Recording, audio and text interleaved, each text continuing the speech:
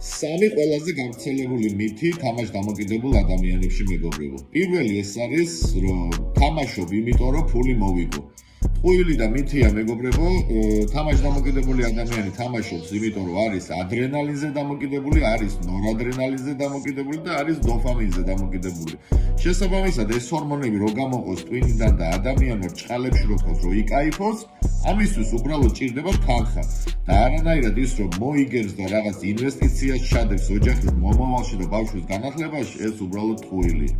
მეორე მითი მეგობრებო, ვალს გადავიხდი და აუცილებლად დავამთავრებ თამაშს. ტყუილი და მითია მეგობრებო, იმიტომ რომ ადამიანი რომ არის ეგრეთ წოდებულ ზამასკაში და რო არის აქტიურ თამაში, თუ ვალს გადაიხდის და რაღაც ლომბარდს ჩაფარავს, ტოლვებს ლომბარდი ვერ განკურნავს, აზრებს ლომბარდი ვერ განკურნავს და შესაბამისად აუცილებლად დაუბრუნდება ისევ უკან თამაშს. იმიტომ რომ გამოჯანმრთელება ჭირდება, იმიტომ რომ თერაპია ჭირდება, იმიტომ რომ რეაბილიტაცია ჭირდება. და მესამე მითი თამაშ დამოკიდებულ ადამიანებში სლოტები პროგრამაა ძმა და ტოტალიზატორი შეიძლება.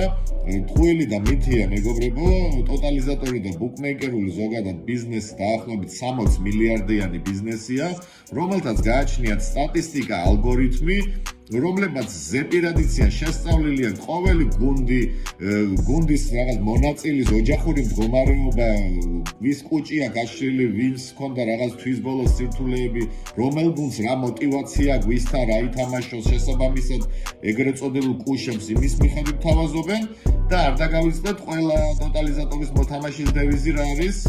ერთმა გუნდმა გამიმაზა. რამდენჯერ გაგიმაზა? 996,000 ჯერ. დაწერეთ მეგობრებო თქვენი აზრი, რას ფიქრობთ ამ მითებზე. დიდი მადლობა.